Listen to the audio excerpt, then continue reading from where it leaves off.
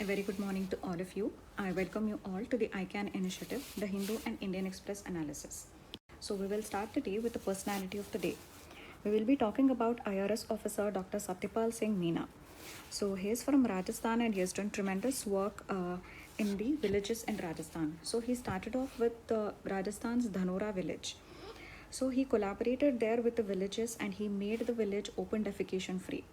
Dhanora is 100% ODF and is also believed to be India's first village that has sewerage lines with a sewerage treatment plant that connects all the households. And he has also contributed in making Dhanora India's first smart village also. So you know that in Rajasthan, these practices of open defecation are very deep rooted in the community and they almost associate it with the parampara. So how did he manage to convince a population of 2000 odd people to stop doing this, practicing this parampara? So for this, whatever he did, that indicates his charismatic leadership and his zeal. So for that, he was a firm believer of the community-led initiative where people only participate in their governance. So he came out with the idea of Soch Badlo, Gav Badlo. So in that, there were a lot of volunteers and the initiative was completely community-led. So this model was implemented across several villages in Rajasthan. He roped in more than 3,000 volunteers and who could work on ground and execute these programs. So these Soch Badlo, Gav Badlo teams would go from village to village and hold public meeting with the local people and the panchayat committee, and they would discuss the problems, and based on the severity they would tackle one issue at a time.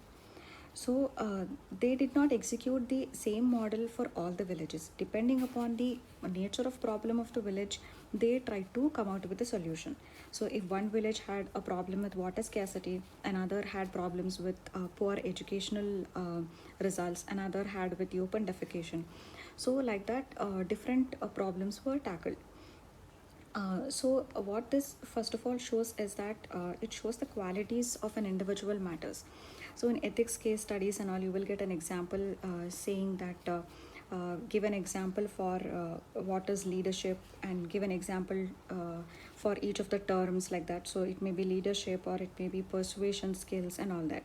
So for these kinds of terminologies, and based on that, if examples are asked, you can quote this example to show that how communication skills, persuasion skills, charismatic leadership and a problem solving attitude, so how these qualities help a civil servant. So this also is an example of the role of civil servant in the society, and it is a very classic example of community-led initiatives.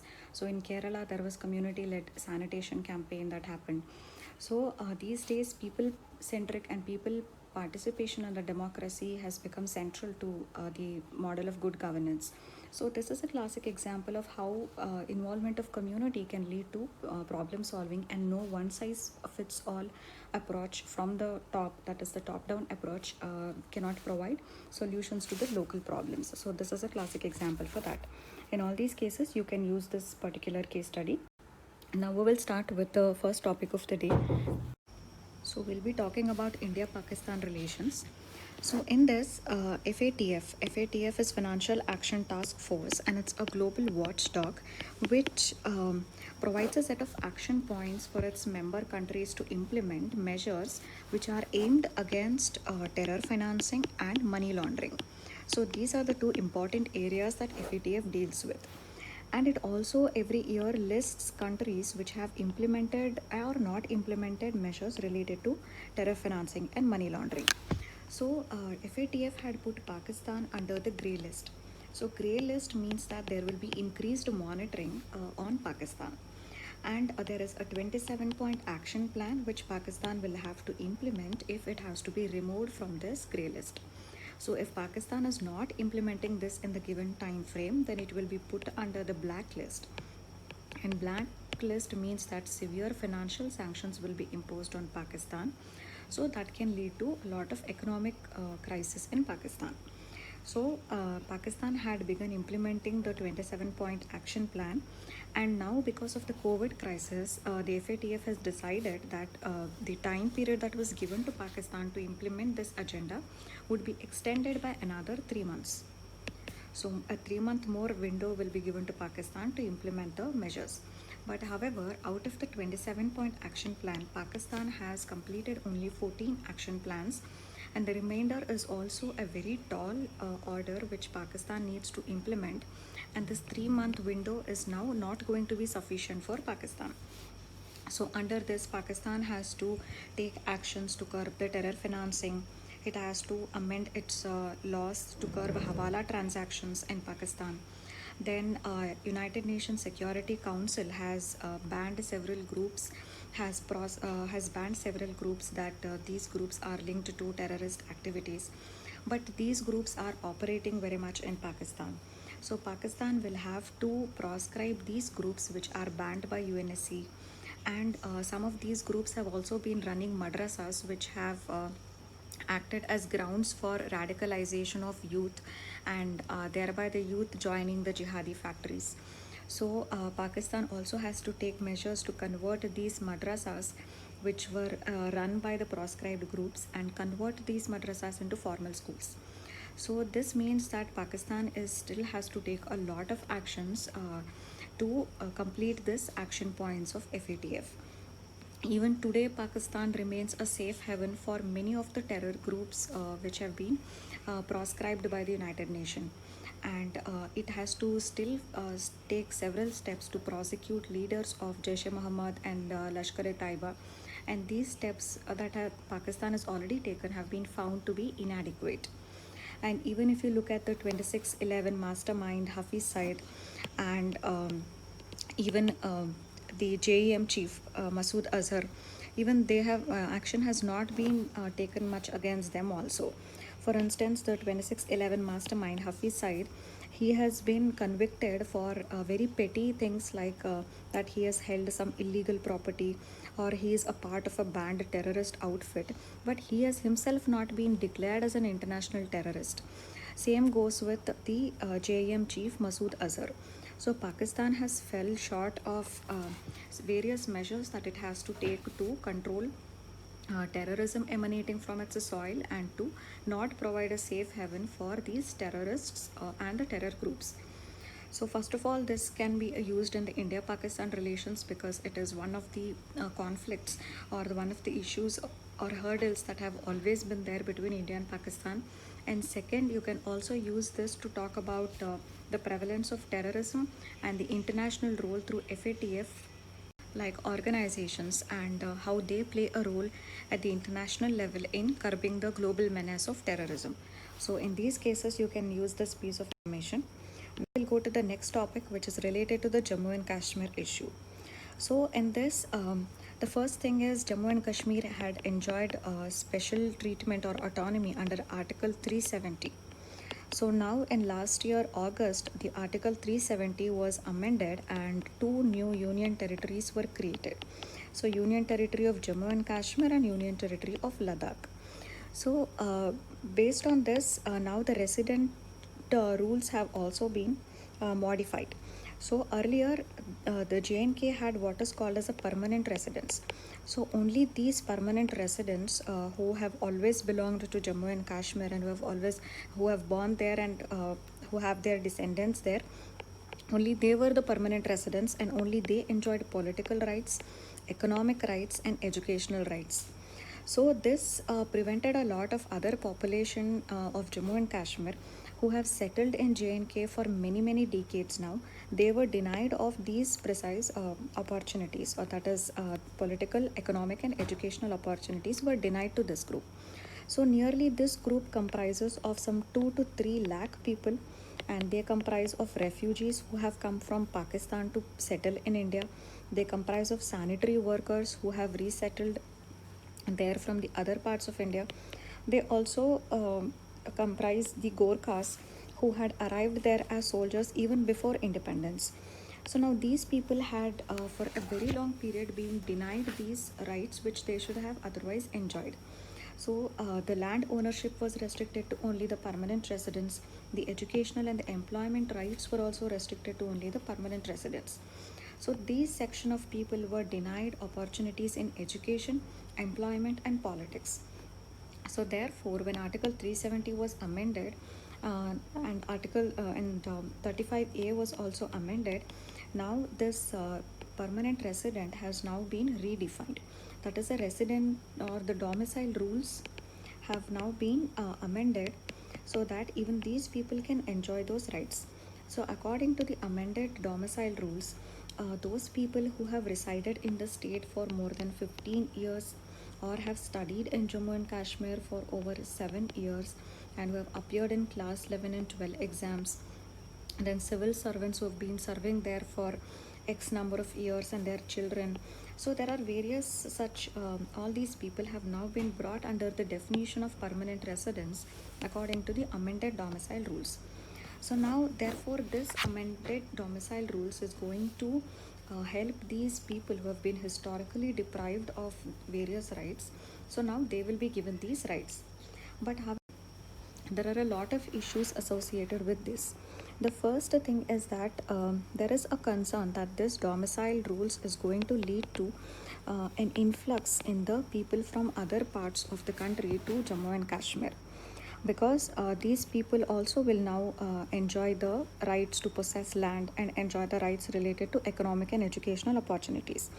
So it will lead to an influx of people from the other region. Such an influx of people from other region will first of all change the demography of the region, and this in turn could change the political character of the region also, or the political outcomes of the region can also undergo a change because of change in the demography of the region. So the natives there can themselves end up becoming minorities there due to the huge influx of people from outside. And now that the right of the other people who have been residing in the state for x number of years will also get the right to possess land in Jammu and Kashmir, this is leading to fears that several land sharks are going to come to Jammu and Kashmir and they are going to take possession of the land. So this is going to deprive the local population, the permanent residents currently, they will be dispossessed of their land, and it will lead to a shrinkage of economic opportunities for the localites. So there will be job scarcity, and these outsiders who will see an influx, these outsiders will take the various economic opportunities while the same would be denied for the localites. So these are the various fears that the natives are facing. But however, the other set of argument is that Jammu and Kashmir has a very good literacy level, and its educational standards are very good, its material standards are very good. So it is very less likely that people who are coming from outside are only going to get all the economic opportunities, because the people of Jammu and Kashmir are also highly literate and educated, and therefore there is a there should not be any fear that the local people will be deprived of economic opportunities. That is the first thing. Second counter argument is that there is always a positive correlation between economic growth and the openness of the state towards the outside world. So wherever this was shown even in the economic survey, that whenever a state is importing or exporting more to the outside world, it shows that openness, then the level of economic growth in the state is also more, because it leads to more investment in the state and it leads to more job creation in the state. So this will apply even to Jammu and Kashmir, that economic growth and the openness are positively correlated. So if Jammu and Kashmir is more open to the outsiders, they will come to Jammu and Kashmir, do their investment, create more job opportunities, and these job opportunities will also benefit the local youth. So now there is a demographic bulge in Jammu and Kashmir where the youth population is huge, but there is lack of investment and lack of creation of job opportunities. So with this openness, more jobs are going to be created, and which will help the youth also. So these are the counter arguments to cover the concerns and fears of the local youth. So this is with respect to the new domicile rules. Now we'll go to the next topic, which is the India-China relations. So till now we have already studied various dimensions of India-China relations. So what essentially we'll be discussing in this article is where did India make a mistake in assessing the Chinese calculations, that we have now been brought to the situation where we are facing the Chinese eyeball to eyeball at the border. So where did India make that mistake in the assessment? So where did India make mistake in assessment is what we'll be dealing with this in this article. So the first thing is, if you look at the areas where China has currently claimed that it is its territory, China is claiming that whole of the Galvin Valley belongs to China.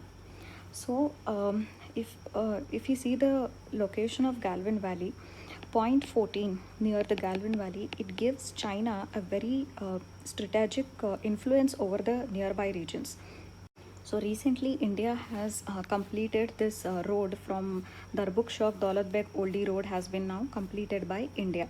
So which is why it is said that because of the completion of this road, the border logistics and infrastructure has improved from India's side, and India's troop deployment has therefore increased because of improvement in the border infrastructure. So this point 14 in the Galvin Valley, if China has access to this, it gives China a very good influence over this DBO road, the new road that we have built. So China will get a very good stronghold on this road from point 14 in the Galvin Valley. So, if you look at from this point, that the reason why China is claiming Galvin Valleys and sovereignty over Galvin Valley, we can see that it is directly targeted at this road, which is of strategic importance to India. So this has been the target of China, that India should not have any border infrastructure which can be of strategic importance to India. So this assessment we couldn't make while we were building this road itself, that this road is of strategic importance to us and this may therefore concern China. So this assessment we did not make in the beginning when we began the construction of this. The second issue is our amendments related to Article 370 and making Ladakh a union territory. And also, when this article was amended, India staked claim over Aksai Chin also. So it said that Aksai Chin is also the sovereign territory of India and it belongs to India. So this led to a lot of insecurity in China. So if you look at the map of Jammu and Kashmir, this is Aksai Chin, and Aksai Chin is the portion which connects the two troubled regions of China. Aksai Chin offers a direct connection between the two troubled regions of China. One is Xinjiang and the other is Tibet. So on this side is Xinjiang and here is Tibet, and Aksai Chin is the only area which provides a direct connection to this. Now if Aksai Chin is taken by India, then that will threaten the China's peace and tranquility in this troubled region, which China cannot and will not hazard. Therefore, Aksai Chin is of strategic importance to China to maintain peace and tranquility in these troubled regions. So, when we said that we have made Ladakh a union territory, it meant that India's presence in that region and the center's control in that region is going to increase. And second, we staked a fresh claim over Aksai Chin as to be our sovereign territory. So, this had disturbed China, and we did not make an assessment that these claims made by ours could lead to insecurity in China, and that could lead China to take actions or show some aggression as it is now showing. So this assessment was also not made on the Indian part. The third issue is related to the intelligence. So now that the Chinese have increased their troop deployment in the Galvin Valley, this is not difficult to collect the intelligence regarding that. So the troop built up in the area can be easily recognized, and the intelligence collection regarding that is also not very difficult. So the built up in the Galvin Valley, Pangong So and all, it does not actually require a great intelligence effort. India possesses already high quality imagery, intelligence and signal intelligence capabilities India already has. So therefore, collection of intelligence is not difficult. But where we have faulted is on intelligence assessment. So whatever intelligence was collected, that was not properly assessed by us, and therefore we could not appreciate this intelligence and connect it to the aggressive behavior of China. So even when intelligence showed us that there was a Chinese built up, it was not appreciated, and it didn't give us enough warning signs that this could lead to more aggression in the future. So there was basically a weakness in interpretation and analysis of the intelligence, and our inability to make a coherent assessment of what the China's real intentions were. So this is where we have faltered. And in the recent years, the technological capabilities have also increased with advances in artificial intelligence. This had greatly augmented our efforts at intelligence analysis. But this analysis capabilities was not used by us to see what could be the China's real intentions at the build-up. So even though we noticed that there was a build-up, we did not understand the real intentions of China because we did not analyze this intelligence well. So this is the third mistake in the assessment that we have made. The fourth is, in the recent times, India has been there is a growing strategic alignment of India and United States. So while we were busy engaging with the United States, we did not assess the fact that this strategic alignment of India and United States could also cause insecurity and anxiety among the Chinese, that an India-US axis could pose a threat to China in the region. So this also we failed in assessing that our growing strategic alignment with the United States could hurt China, and it could take these actions at the border. The next failure that we made in assessment was the reason for that is, in our intelligence agencies like RAW, the domain expertise related to China is very inadequate. So we don't have enough number of specialists who understand all the equations of our relations with China. So this is also a contributory factor why we couldn't make a clear assessment. And the last reason for this is that being unable to make the assessment is because in the recent years there is a preference to shift to summit diplomacy over the traditional foreign policy which was formulated by the Ministry of External Affairs. So, in the summit diplomacy, it involves the two leaders of the country, the two heads and prime ministers of the countries. They will meet and exchange their ideas, discuss their problems. So, this has taken precedence over the year long deliberation and discussion and formulation of the foreign policy by the Ministry of External Affairs.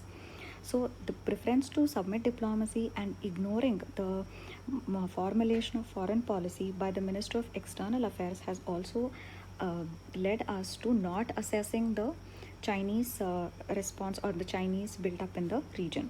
So these are the various causes which has led us to failure to assess the Chinese actions, and therefore our response could not be timely. Now we'll move to the next topic. There was one article on P.V. Narasimha Rao. So the article did not give a very detailed information about the contribution of P.V. Narasimha Rao as a Prime Minister. It just says that P.V. Narasimha Rao was a Chief Minister of Andhra Pradesh. He went on to become the Prime Minister of India. And his role as a Chief Minister, he is known for carrying out land reforms in Andhra Pradesh. So there was a lot of land owning, land surplus community in Andhra Pradesh. And P.V. Narasimha Rao started land reforms in Andhra Pradesh, and the surplus capital was drawn out of the rural economy, and this capital was then used to improve the trade industry in the urban areas. So this changed the entire economic landscape of Andhra Pradesh, which was never the same again. And then the article talks about the role of P.V. Narasimha Rao as a Prime Minister during the liberalization, privatization, globalization era. So before that, we were following the Nehruvian socialism, but the LPG reforms completely changed this and made us more open and market oriented. And he was the head of the country. He was a prime minister when these reforms took place. And also, he is also known for his role to deal with the issue that was happening in the Punjab, the Khalistan movement. That is, after that, how it reduced the terrorist forces in Punjab, and the insurgency that was happening in Assam was controlled, and the Kashmir issue, and even the Mandal agitation during that time was also doused off. So in all these, P.V. Narasimha Rao has a contribution that he has made. So this was the summary of the article that the article spoke about. But as part of your GS1 syllabus under post-independence consolidation, the contribution of these prime ministers, their important roles that they have played is very important. So do prepare well on PV Narasimha Rao, the contribution that he has made, and I'm not taking here that up because it's a static subject, and you can very well Google that. The next thing is also the Mappila uprising, and for 1921 it is 100 years since the Mappila rebellion has happened, so it naturally becomes very important for your exam. So prepare well on Mappila rebellion, that why it happened, what were the causes, what was the course of event, and what impact it had on the local and also on the British rule. So detailed preparation on Mappila uprising you have to. Next is we'll be talking about India-Russia relations. Particularly, we'll be talking about the defense relations. So in this, see, because of the recent standoff that we had with China and the escalation at the line of actual control, we have spoken to Russia that whatever defense deals we had with Russia and whatever Russia had to deliver us, if Russia can speed it up, that will be good because of the current escalation we are facing at the LAC. So the main thing that needs to be delivered to us is the one is the AK-203 assault rifles, and the second is the KA-226T light utility helicopters. So these are the two main deals that we have with Russia, and we are seeking a faster delivery of these deals in the light of the current escalation at the line of actual control. So, and another important thing in this is, if we take the assault rifles, in this only 1 lakh rifles are going to be imported, and the rest are going to be developed in a joint venture in India. Similarly, when it comes to helicopters, 60 helicopters are going to be imported, and the rest are going to be a joint venture between Russian firm and the HAL, Hindustan Aeronautics Limited. So this joint venture programs is going to first of all improve or increase our domestic manufacturing capacities, and second, it is going to give an impetus to the domestic aero industry also. So it is going to create more jobs, it is going to spur domestic manufacturing also, and Russia is also now ready to give provide transfer of technology of a number of crucial helicopter engineering technologies. So hardly countries agree for transfer of technology. We have deals with United States, we have deals with Israel, where these are the other countries which from where we import the defense related stuff, but none of them are ready for transfer of technology. And Russia is one partner which has been willing for the transfer of technology, and that is why India-Russia defense relations become all the more special. So this is with respect to India-Russia relations. Next is the energy sector issues. So in this, in India, the oil production has been falling for the last couple of years. So what we will be analyzing in this article is why is that the oil production has been falling. So from May 2020 and compared to May 2019, the crude oil production has fallen by 7.1%. In fact, first of all, one reason is because of the COVID crisis that the demand has fallen. So, but even before the COVID crisis, in fact, the crude oil production has fallen consistently every year since the financial year 2012. So, since 2012, the crude production in India has fallen. So, among the reasons that we see that why there is a fall in the crude oil production, one is now the COVID crisis is there, so therefore there is a low demand for the crude oil. The second important reason is, so now once the production is reduced in India, that has led to a steep rise in the import of crude oil from the other countries. So the first reason is COVID and the fall in the demand. The second is the fact that our oil wells are aging. They are aged oil wells. So therefore, as these oil wells are aged, the productivity from these wells is also less. So, and coupled with this, the third reason is that we have also not discovered new oil wells. So the current oil wells are aging, and at the same time, we have also not discovered many new oil wells. So these two reasons coupled together have led to a steep decline in the crude oil production. And the next fourth reason is that if you look at the major players in the crude oil sector, there are two important public players or the public sector enterprises, which includes the Hindustan Oil Exploration Company. But two important players. But if you look at the private players, in among the private players, there are only two major players. One is the CARE, and the other is the Hindustan Oil Exploration Company. So, apart from these two private players, there are hardly other private players who have shown interest in exploration and production. So, this shows the lack of private sector interest in the oil exploration in India. So, this is also the reason why the lack of private sector participation has also led to a decline in the oil production in India. That is the fourth reason. The fifth is that there are various hurdles when it comes to operationalizing the production in India. So it is said that in the best case scenario, the time from the allotment of an oil well till its production, it takes nearly 5 to 7 years. And the process before the allotment itself, it takes a couple of more years as well.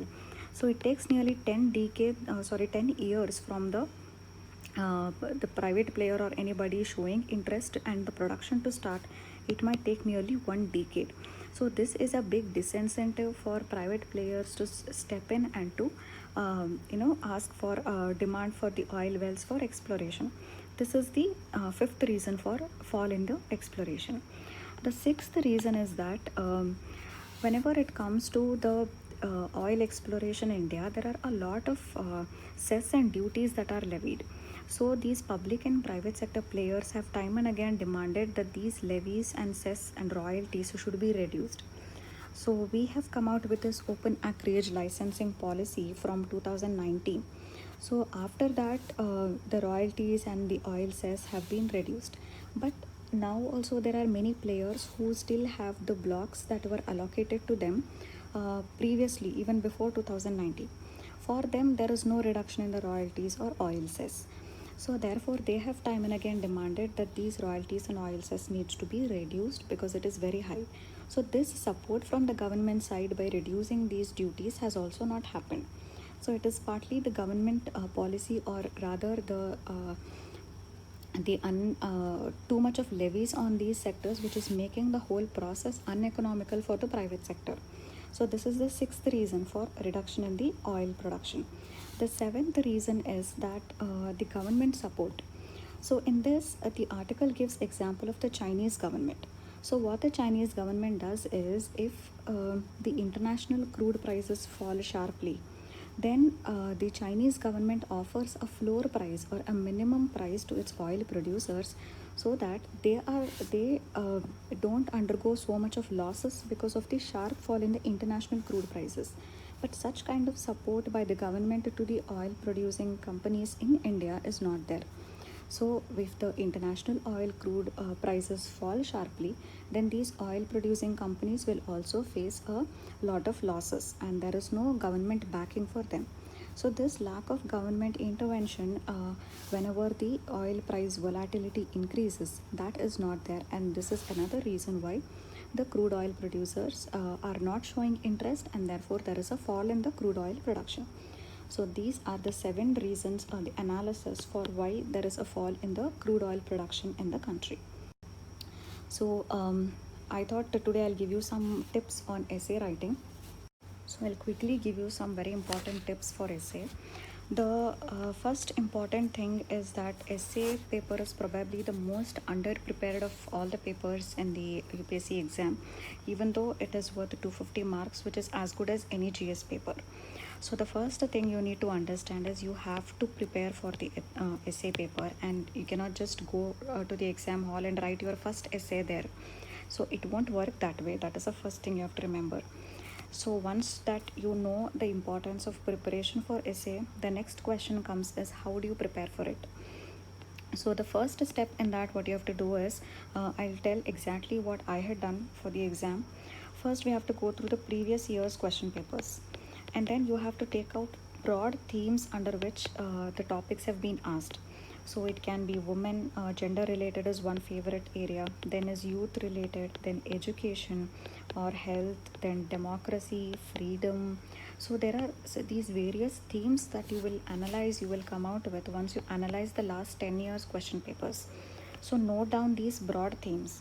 And second step you have to do is you have to keep one day in a week, let's say a Sunday, and you have to allocate 3 to 4 hours and take one theme per week and then prepare extensively on this theme. So collect the examples, collect data, collect case studies, collect interesting anecdotes and stories. I had even collected some short poems on these. For instance, on women, I had collected some poems of Maya Angelou on the women power and all that. So collect some good poems that you come across. So collect all the interesting stuff, collect some real life stories, successful examples of women. So all of these you collect and then enrich your knowledge about women, or everything that you need to make your essay on gender and women more interesting. So you have to finish this every one day in a week for about 3 to 4 hours you spend and collect everything extensively on a particular theme. And next you select any topic whatever you want on based on this theme and try to use whatever you have collected and try to make that essay as interesting as possible by using these things that you have collected for your value addition. That is how I did it. And the third tip that I would like to give is, many people, what I see, even when I was seeing, when I was preparing, when I was reading my peers answers, and now also as and when I read any essay, what I see is it is just a dumping ground for all the GS related stuff. So whatever knowledge you have from GS, you think that from all the cumulative knowledge of GS you can write a good essay, but that is not true.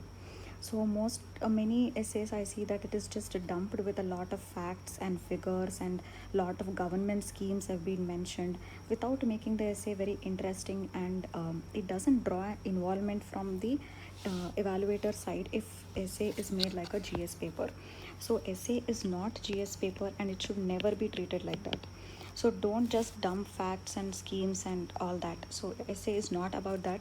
A essay is where you use your originality, you use your creativity and your imagination.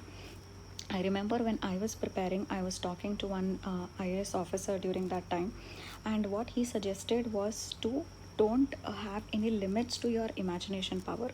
For example, I was discussing with that officer on topic no man is an island. So while discussing on this topic, we discussed, and then eventually sir went on to say that this topic says no man is an island. So are women an island then? So it means that there is no limit up to which you can extend your creative imagination when it comes to essay, and don't have any inhibitions that what if I interpret it this way, it could be wrong and it could backfire. Don't have such fears in your mind, and just imagine creatively and write some original content which is not just your GS knowledge. That is the next most important thing which you should remember. The fourth tip that I would like to give you is to bust some myths related to essays.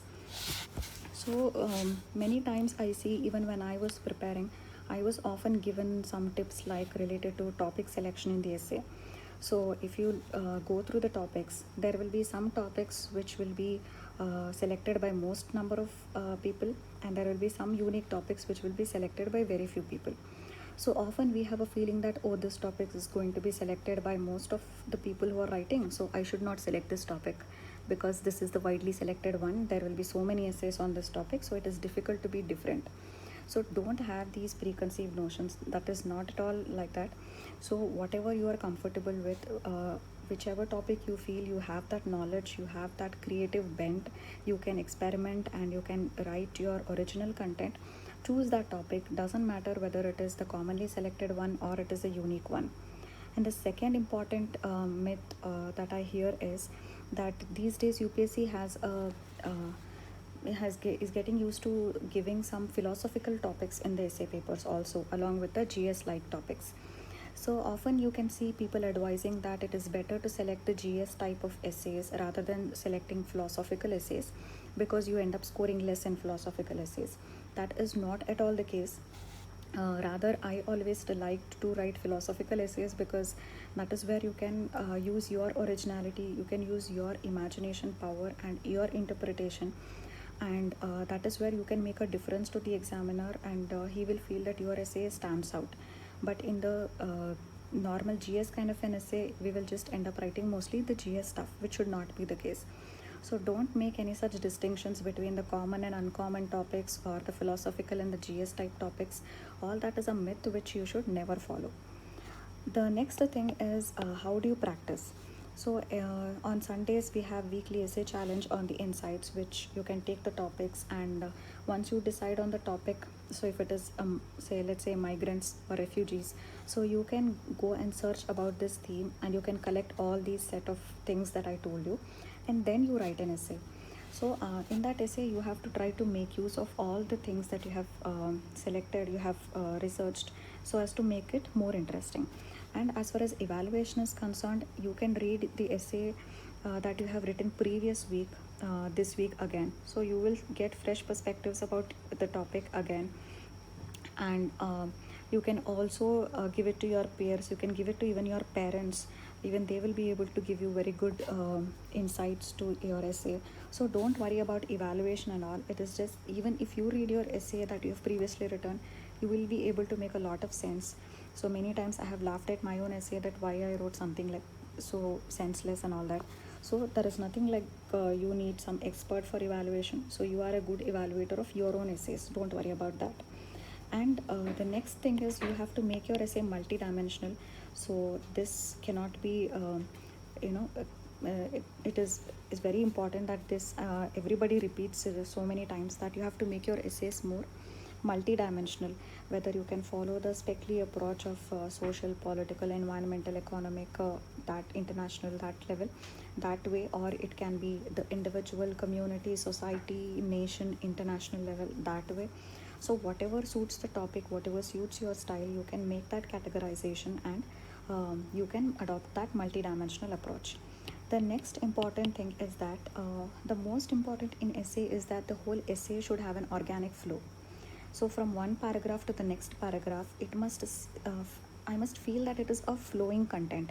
So I must not feel the need to go back in your essay and see where you are connecting or what is it. And many of the essays that I read as an aspirant or that I read now, I feel that this is a topic given and you start off with a topic, but in between you divert so much that what you're concluding is completely different from what the topic you actually started with. So in essay, even if you don't do anything, even if you don't prepare these themes, don't do anything, but at least stick to topic, that will at least ensure some minimum decent marks for you in the essay. So most of the people, I have seen many people getting less than 100 in essays. That is not possible. It is possible only when you have diverted from the topic itself. So that mistake is that's a blunder that you can do, and you should never do that. So always keep reading the topic and again, and after finishing every page, go back to the content of that page and look at the topic and see if the two are linked or not, or where you have deviated, come back and correct it. So this is one more thing that you should be doing. And while talking about myths, I wanted to tell one more thing. Many people advise many things. For instance, I was when I had written the essay paper, I had written something in Hindi, and I wrote something in Hindi here, and then I drew a line and I wrote English translation, and I wrote here in English. So the same thing that I explained in Hindi here, I wrote the same English translation. So many people say no, that is a blunder, you should never write that way, this way, you should never write a Sanskrit shloka. What if the evaluator doesn't understand Sanskrit? It won't make any sense to him. But why are you assuming so many things? You write what you know, you write what you have learned. The examiner will definitely appreciate. Why are you thinking that the examiner is not knowledgeable enough to not understand your shlokas? So don't have all these set of inhibitions that you should not write that or you should not write this. Just go with your creative flow and write. So there has to be proper flow, crystal clear understanding of what the essay topic is. Write it in multiple dimensions, give the linkages, don't deviate from the topic, and most importantly, practice for essay paper. So not that you go on the day of the paper and you write your first essay there. It doesn't happen like that. So you have to prepare for the essay paper. And finally, when it comes to writing the actual essay paper. So you have 3 hours and you have 2 essays to write. So in this, many people adopted different strategies. For instance, people brainstorm for 20 minutes and then write for 1 hour 15 minutes, then brainstorm for 20 minutes maybe, and again write for 1 hour 15 minutes. So this is the another trend that is followed by people. But usually what happens is we write the first essay with lot of enthusiasm, we overwrite it more than 10-12 pages, and the time left for the second essay is very short, in which case we will not be able to brainstorm all the dimensions of that topic. So what I did was I brainstormed the 2 essays at one go. So first half an hour I brainstorm the first essay, the next half an hour I brainstorm the second essay, and the next 1 hour I write the first essay, and then last 1 hour I write the second essay. This is because when you are facing that scarcity of time, you have a lot of fear in you whether you will be able to complete the paper or not. And in that fear and anxiety, in that state of mind, when you are not calm, it is very difficult to analyze the topic from multiple dimensions and incorporate all of that in your essay. But if you brainstorm calmly in the first 1 hour itself, you can increase your writing speed in the last 1 hour. But you cannot make your brain function very calmly and explore all the dimensions when you have just 1 hour to 45 minutes to complete the second essay. So this is a strategy that I followed. So you can follow whatever is comfortable to you, but you will have to figure out what you are comfortable with only through practice. So practice enough essays, and so that's how you excel in this paper. So tomorrow also I'm planning to give more tips on essay itself, or not, sorry, not on essay, on maybe something else.